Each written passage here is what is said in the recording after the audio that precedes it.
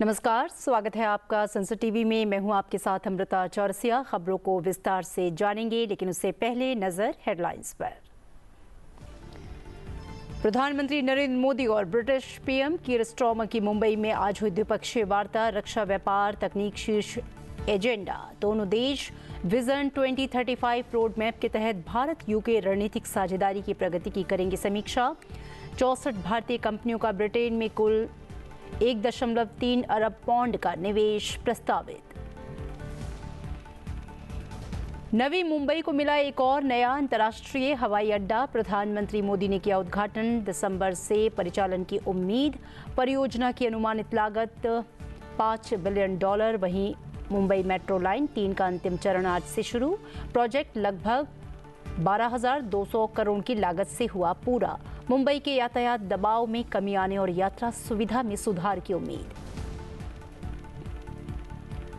लोकसभा अध्यक्ष ने बारबाडोस में 68वें राष्ट्रमंडल संसदीय सम्मेलन की अध्यक्षता की। कहा, राष्ट्रमंडल की 60% आबादी का प्रतिनिधित्व करने वाला भारत लोकतंत्र, समावेशी विकास और मानवाधिकारों का प्रबल समर्थक। संसदीय सम्मेलन में जलवायु कार्रवाई में भारत के नेतृत्व पर डाला प्रकाश। कहा, भारत ने कार्बन तीव्रता में कमी के अपने लक्ष्यों को समय से पहले किया पूरा। अमेरिकी राष्ट्रपति डोनाल्ड ट्रंप का ऐलान। इजरायल और हमास दोनों ने उनकी गाजा शांति योजना पर किए हस्ताक्षर। प्रधानमंत्री नरेंद्र मोदी ने राष्ट्रपति ट्रंप की शांति योजना के पहले चरण पर हुए समझौते का किया स्वागत। कहा, समझौता प्रधानमंत्री नेतन्याहू के मजबूत नेतृत्व का प्रतिबिंब। बंधकों की रिहाई, गाजा के लोगों को मानवीय सहायता और स्थायी शांति की जताई उम्मीद। जम्मू कश्मीर की सुरक्षा स्थिति की समीक्षा के लिए आज दिल्ली में एक उच्च स्तरीय बैठक। केंद्रीय गृह मंत्री अमित शाह करेंगे अध्यक्षता।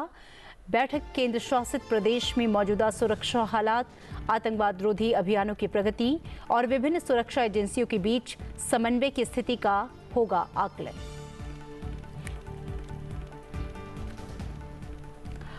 लोकसभा अध्यक्ष ओम बिरला ने बारबाडोस में 68वें राष्ट्रमंडल संसदीय सम्मेलन में प्रौद्योगिकी का लाभ उठाना, परिवर्तनों के माध्यम से लोकतंत्र को बढ़ावा देना और डिजिटल विभाजन से निपटना विषय पर एक कार्यशाला की अध्यक्षता की।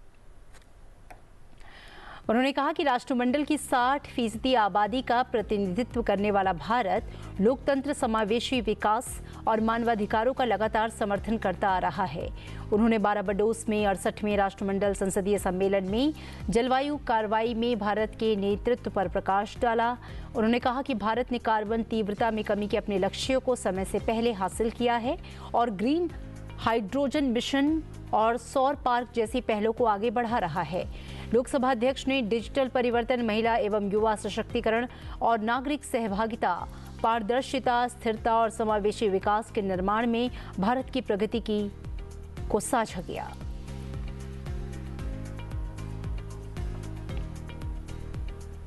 प्रधानमंत्री नरेंद्र मोदी और ब्रिटिश प्रधानमंत्री कीर स्टारमर की आज मुंबई में द्विपक्षीय वार्ता हुई। दोनों नेताओं ने विजन 2035 रोड मैप के तहत भारत यूके रणनीतिक साझेदारी की प्रगति की समीक्षा की। बैठक में रक्षा सहयोग, व्यापार विस्तार, तकनीकी नवाचार और हरित निवेश जैसे मुद्दे शीर्ष एजेंडे में रहे। दोनों देशों ने स्वच्छ ऊर्जा, डिजिटल भुगतान और कौशल विकास के क्षेत्र में संयुक्त पहल को गति देने पर सहमति जताई।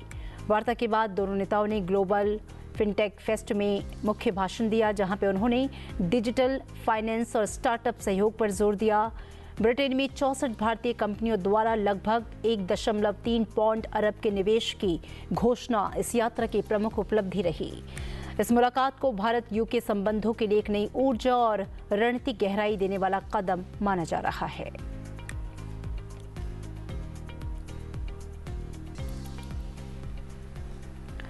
अमेरिकी राष्ट्रपति डोनाल्ड ट्रंप ने ऐलान किया है कि इजरायल और हमास दोनों ने उनकी गाजा शांति योजना पर हस्ताक्षर किए हैं। इसका मतलब यह है कि सभी बंधकों को बहुत जल्द रिहा किया जाएगा और इजरायल एक मजबूत और शांति की दिशा में पहला कदम उठाते हुए अपनी सेना को सहमत रेखा पर वापस बुलाएगा, जो एक मजबूत, स्थायी और शाश्वत शांति की ओर पहला कदम होगा। प्रधानमंत्री नरेंद्र मोदी ने राष्ट्रपति ट्रंप की शांति योजना के पहले चरण पर हुए समझौते का स्वागत किया है। प्रधानमंत्री ने एक्स पर लिखा है, हम राष्ट्रपति ट्रंप की शांति योजना के पहले चरण पर हुए समझौते का स्वागत करते हैं। ये प्रधानमंत्री नेतन्याहू के मजबूत नेतृत्व का प्रतिबिंब है। उन्होंने आशा जताई कि बंधकों की रिहाई और गाजा के लोगों को बढ़ी हुई मानवीय सहायता से उन्हें राहत मिलेगी और ये स्थायी शांति का मार्ग प्रशस्त करेगी।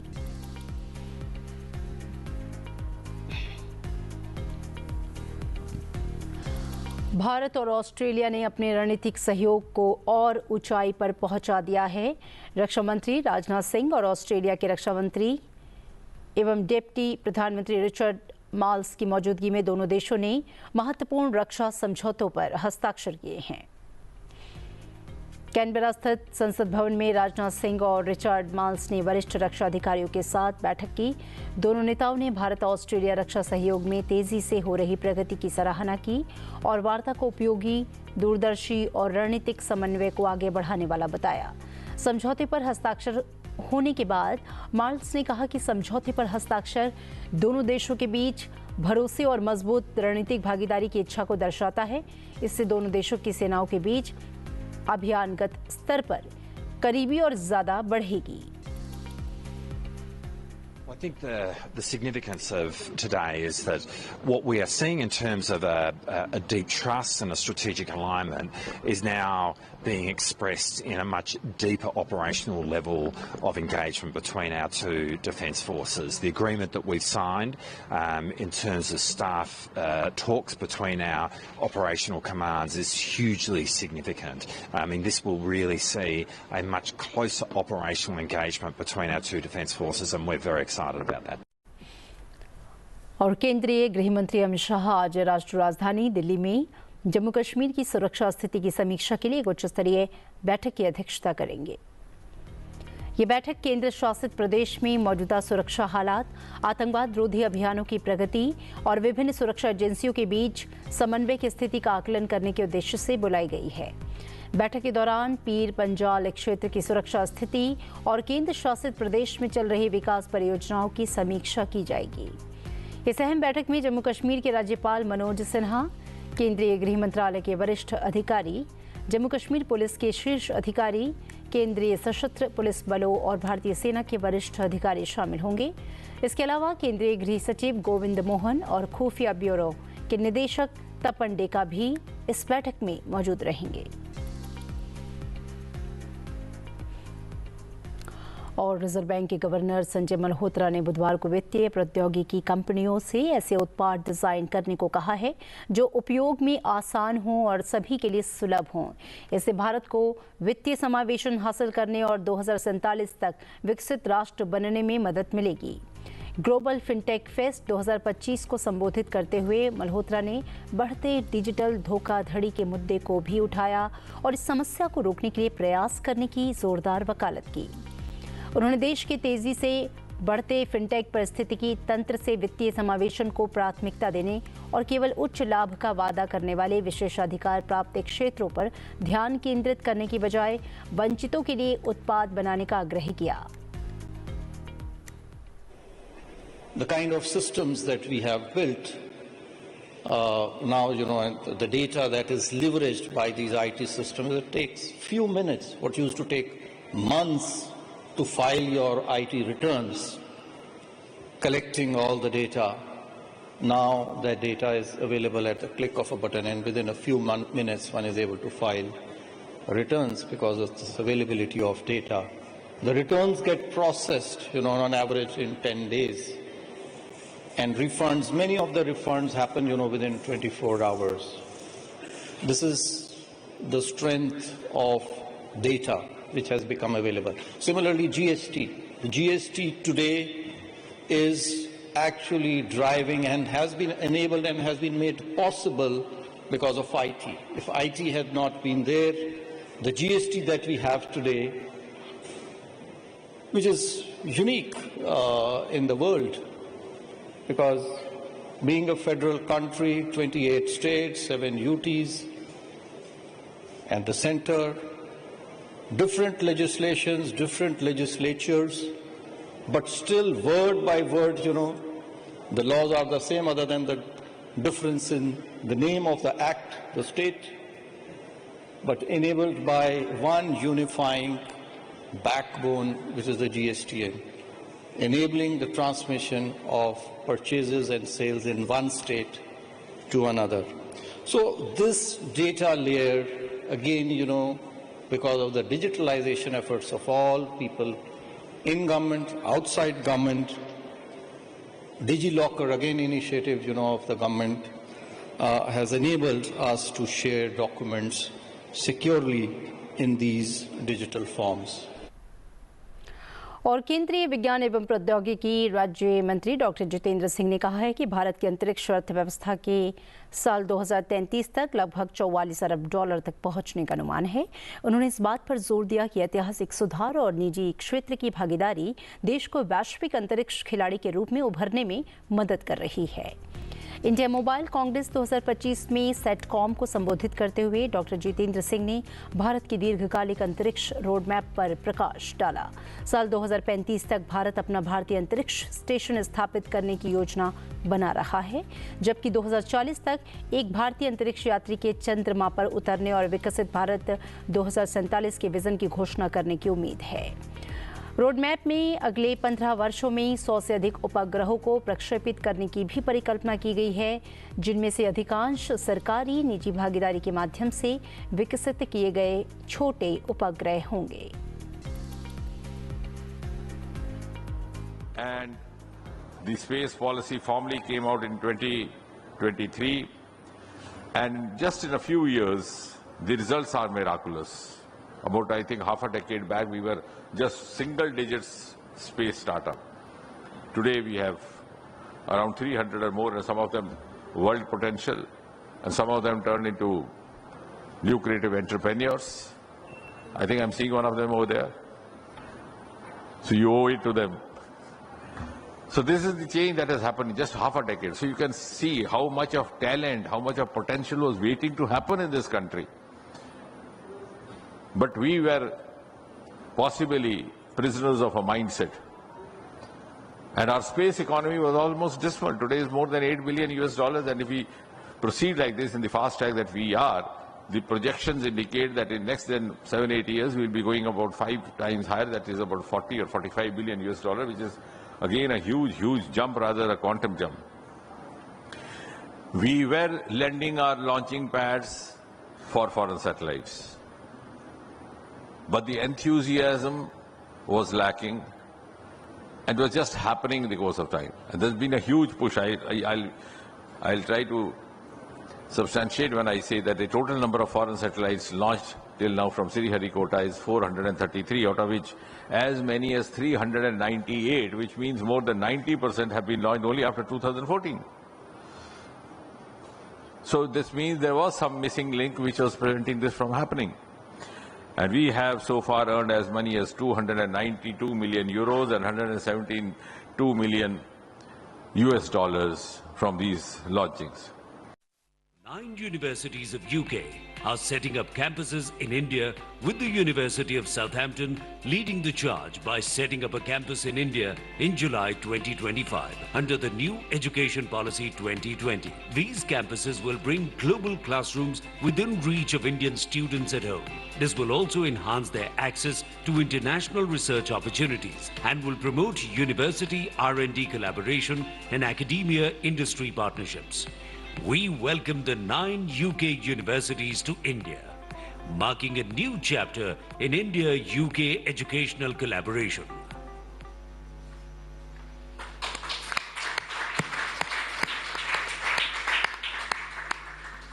Ladies and gentlemen, I now request the spokesperson of the Ministry of External Affairs to conduct the remainder of the proceedings.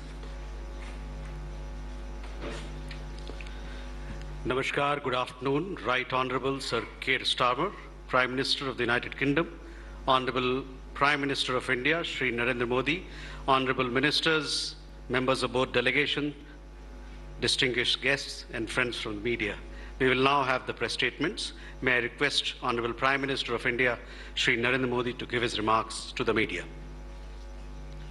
Your Excellency, prime minister Starmer, दोनों देशों के डेलीगेट्स, मीडिया के साथियों, नमस्कार। प्रधानमंत्री कीर स्टार्मर की पहली भारत यात्रा पर आज उनका यहां मुंबई में स्वागत करते हुए मुझे बहुत प्रसन्नता हो रही है। फ्रेंड, प्राइम मिनिस्टर स्टार्मर के नेतृत्व में भारत और यूके के रिश्तों में Is it okay? It's fine. It's fine. The kid's falling out, but apart from that, it's fine. It's okay. Yeah. Friends, prime minister Starmer के नेतृत्व में भारत और यूके के रिश्तों में उल्लेखनीय प्रगति हुई है। इस साल जुलाई में मेरी यूके यात्रा के दौरान हमने ऐतिहासिक comprehensive economic and trade agreement सीटा पर सहमति बनाई।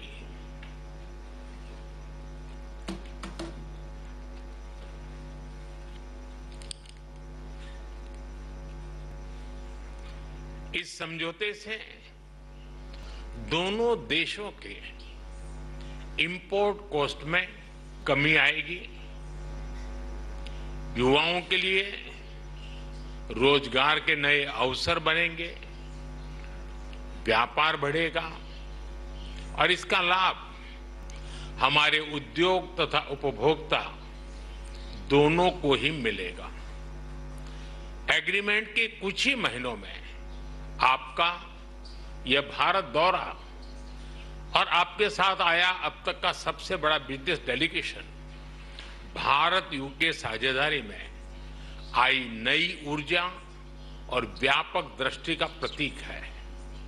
फ्रेंड्स, कल भारत यूके के बीच बिजनेस लीडर की सबसे बड़ी समिट हुई। आज हम इंडिया यूके सीईओ फोरम और ग्लोबल फिनटेक फेस्टिवल को भी संबोधित करेंगे। इन सभी से भारत यूके सहयोग को और मजबूत बनाने के अनेक सुझाव और नई संभावनाएं सामने आएगी। फ्रेंड्स, भारत और यूके नेचुरल पार्टनर्स हैं। हमारे संबंधों की नींव में डेमोक्रेसी, फ्रीडम और रूल ऑफ लॉ जैसे मूल्यों में साझा विश्वास है। मौजूदा वैश्विक अस्थिरता के दौर में भारत और यूके के बीच ये बढ़ती हुई साझेदारी ग्लोबल स्टेबिलिटी और आर्थिक प्रगति का एक महत्वपूर्ण आधार बनी रही है। आज की बैठक में हमने इंडो पैसिफिक, वेस्ट एशिया में शांति और स्थिरता और यूक्रेन में चल रहे संघर्ष पर भी विचार साझा किए। यूक्रेन कॉन्फ्लिक्ट और गाजा के मुद्दे पर भारत डायलॉग और डिप्लोमेसी से शांति की बहाली के सभी प्रयासों का समर्थन करता है। हम इंडो पैसिफिक क्षेत्र में मैरीटाइम सिक्योरिटी कोऑपरेशन बढ़ाने के लिए पूर्ण रूप से प्रतिबद्ध है। फ्रेंड, भारत और यूके के बीच टेक्नोलॉजी पार्टनरशिप में अपार संभावनाएं हैं। हम यूके की इंडस्ट्रियल एक्सपर्टाइज, R&D को भारत के टैलेंट और स्केल के साथ जोड़ने पर काम कर रहे हैं। पिछले वर्ष हमने India UK technology security initiative launch किया। इसके तहत हमने क्रिटिकल एंड इमर्जिंग टेक्नोलॉजीज में ज्वाइंट रिसर्च और इनोवेशन के लिए एक मजबूत मंच तैयार किया। दोनों देशों की युवा पीढ़ी को इनोवेशन इस ब्रिज से जोड़ने के लिए हमने कनेक्टिविटी और innovation centre, joint AI research centre जैसे कई कदम उठाए हैं।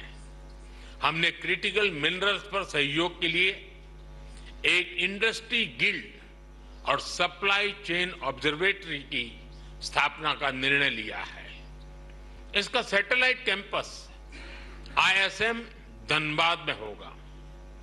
सस्टेनेबल डेवलपमेंट गोल्स के प्रति हमारी साझी प्रतिबद्धता है। हम इस दिशा में India UK offshore wind task force के गठन का स्वागत करते हैं। हमने क्लाइमेट टेक्नोलॉजी स्टार्टअप फंड की स्थापना की है। इससे दोनों देशों के क्लाइमेट टेक्नोलॉजी और AI में काम कर रहे इनोवेटर्स और एंटरप्रेन्योर्स को समर्थन मिलेगा। फ्रेंड्स, रक्षा और सुरक्षा से लेकर एजुकेशन और इनोवेशन तक भारत और यूके के रिश्तों में नए आयाम घड़े जा रहे हैं। आज प्रधानमंत्री स्टारमर के साथ शिक्षा क्षेत्र का अब तक का सबसे बड़ा और प्रभावशाली प्रतिनिधिमंडल आया है। यह बहुत खुशी की बात है कि अब यूके की 9 यूनिवर्सिटीज भारत में कैंपस खोलने जा रही हैं। साउथहैम्पटन यूनिवर्सिटी के गुरुग्राम कैंपस का हाल ही में उद्घाटन हुआ है और छात्रों का पहला समूह प्रवेश भी ले चुका है। साथ ही गिफ्ट सिटी में यूके की 3 अन्य यूनिवर्सिटी के कैंपस निर्माण का कार्य प्रगति पर है। हमारे बीच रक्षा सहयोग भी बढ़ा है। हम डिफेंस को प्रोडक्शन की ओर बढ़ रहे हैं। दोनों देशों की डिफेंस इंडस्ट्रीज को जोड़ रहे हैं। रक्षा सहयोग को एक कदम आगे बढ़ाते हुए हमने मिलिट्री ट्रेनिंग में सहयोग पर समझौता किया है।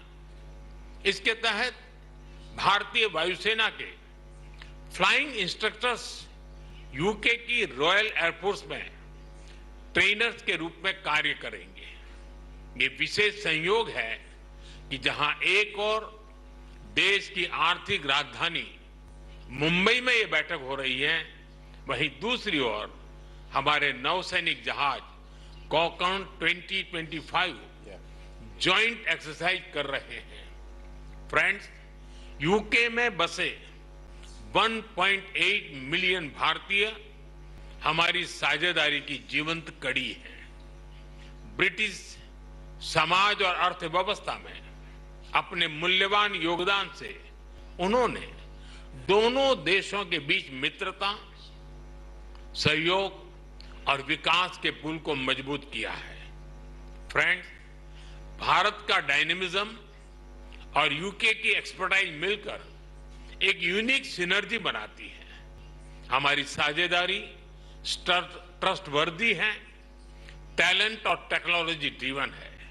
और आज जब मैं और प्रधानमंत्री स्टारमर मंच पर एक साथ खड़े हैं, तो ये हमारा स्पष्ट कमिटमेंट है कि हम एक साथ मिलकर दोनों देशों के लोगों के लिए एक उज्जवल भविष्य का निर्माण करेंगे। मैं एक बार फिर इस भारत यात्रा के लिए प्रधानमंत्री स्टारमर का, उनके डेलीगेशन का हार्दिक धन्यवाद देता हूं। बहुत बहुत धन्यवाद।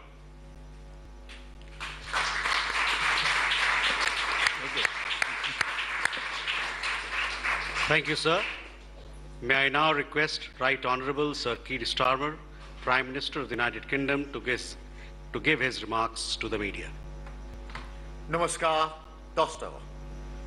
Prime Minister Modi, it was an honour for me to host you in the United Kingdom in July at Chequers, and I am so delighted to be making this return visit just a few short months later. And can I just extend my thanks to the very warm welcome that you and the whole country have extended to me as Prime Minister, to the whole delegation, and through us to the whole of the United Kingdom. It is very much appreciated, very much noticed. And it is an important statement as we stand here about our shared commitment to this special relationship, because we are building something here. We're creating a new, modern partnership focused on the future and on winning the opportunities that it offers, and we're doing it together. And that's why we struck the UK-India Comprehensive Economic and Trade Agreement in July. A breakthrough moment, years in the making, slashing tariffs, increasing access to each other's markets, to drive growth and create jobs for our people, and making life better in both of our nations. And beyond the words on the page of the agreement is the spirit and the confidence that that has given to our two great countries to work even more closely together, something which we've seen evidence during the course of this visit here over the last 2 days. It is significant that we're meeting here in Mumbai as India's economic and financial capital because India's growth story is remarkable. I want to congratulate the Prime Minister on his leadership, aiming to be the world's third largest economy by 2028. And your vision of Viksit Bharat is to completely developed country by 2047. And everything I've seen since I've been here is absolute proof to me that you're on track to succeed in that. So we want to be partners on that journey. And my visit this week is about doubling down on the potential of our trade deal for the benefit of all of us. And that's why I brought a record 126 British businesses with me to India this week. We had to get a bigger plane to travel over here than the one we planned, but that delegation is some of our biggest, most iconic businesses and smaller and medium-sized businesses, but also leaders from education, some of whom are with us here, and sport and the arts. As I say, our largest trade delegation for a decade, and so my first as Prime Minister, so of course the destination for that had to be here, had to be India. Later today, the Prime Minister and I will convene a renewed CEO forum, and that was much discussed yesterday as a direct channel for business. There was a real buzz in the room yesterday that this forum is going to have real life breathed into it to embody the agreement that we've already reached, to ensure that the deal does deliver the opportunities that we want to see. And we are committed to that. And when we leave India later on tonight, I expect that we will have secured major new investments, creating thousands of high-skilled jobs in the sectors of the future for both of our nations. The UK and India stand side by side as global leaders in tech and innovation, and so we've also taken the opportunity to deepen our cooperation through our technology security initiative, with new commitments on AI, advanced communication, defence technologies, and much, much more. We're announcing a deal to make Bollywood films in the United Kingdom after a fantastic visit to the studio yesterday, and we're deepening our cooperation in education, as we've evidenced here on the film and with the people that we have in the room. It is the younger generation in India who will lead the charge to deliver on that 2047 target. The demand for the best quality higher education is very high. So I'm really pleased that we're announcing today that more British universities will be setting up campuses right here in India, making Britain India's leading international provider of higher education and delivering on our vision 2035 that we set out in July. These incredible economic bonds are the jewel in the crown of this relationship. But of course, our cooperation goes much wider too. And so we've had the opportunity to discuss issues of vital importance to global stability and security, including the situation in the Middle East.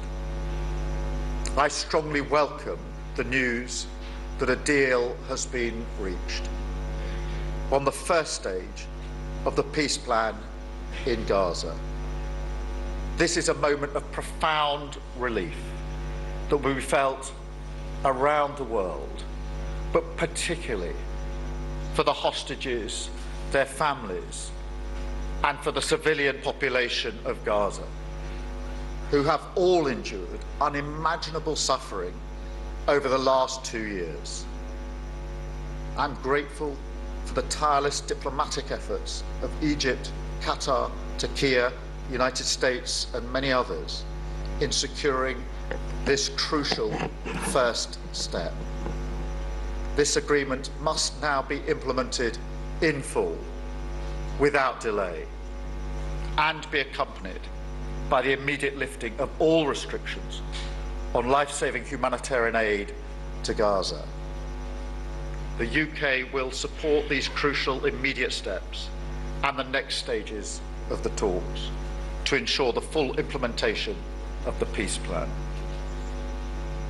The Prime Minister and I also discussed the need for a just and lasting peace in Ukraine, the need for stability and security in the Indo-Pacific, and the need to cooperate in critical areas like climate and energy, including breaking away from dependence on fossil fuels. India is a global player. We sit together in the Commonwealth, the G20, and we want to see India taking its rightful place on the UN Security Council too. So we're committed to strengthening our strategic partnership. And in fact, as already been mentioned, our Carrier Strike Group is here in India right now, exercising with the Indian Navy, showing the strength of that relationship on defence and security, which we've discussed this morning. We want to take even further. And look, the whole thing, this particular partnership, goes much deeper. Because in the end, it is about people. The human connections between India and the UK are unique, forming what Prime Minister Modi has called the living bridge between our two countries. A bridge between people, a bridge between hearts, and in that spirit, Prime Minister, I want to express my deepest sympathies to all the victims of the Air India crash earlier this year. A terrible day and a tragedy for both of our nations. And it showed, frankly, that we are family.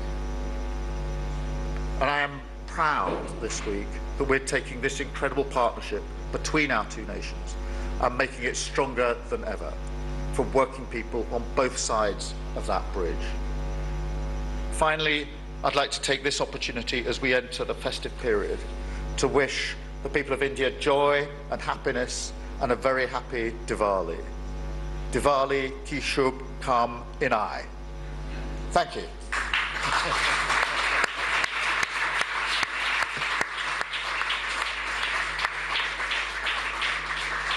Thank you, sir. That concludes the press statements. Thank you for your presence, ladies and gentlemen. Please be seated as the dignitaries exit the room. सीधी तस्वीरें आप देख रहे थे। प्रधानमंत्री नरेंद्र मोदी और British प्रधानमंत्री कीर Starmer की आज मुंबई में द्विपक्षीय वार्ता के बाद ये प्रेस कॉन्फ्रेंस, जिसमें उन्होंने दोनों देशों की जो साझा रणनीतिक सोच है उसे लेकर, जो विजन 2035 का रोड मैप है उसे लेकर दोनों देशों की रणनीतिक साझेदारी और प्रगति की जो समीक्षा की गई है उसे लेकर तमाम बातें साझा की हैं और दोनों देश साथ साथ प्रगति की राह पर इसी तरह अग्रसर होते रहेंगे। इसी के साथ इस बुलेटिन में इतना ही। आप देखते रहिए सनसद टीवी। नमस्कार।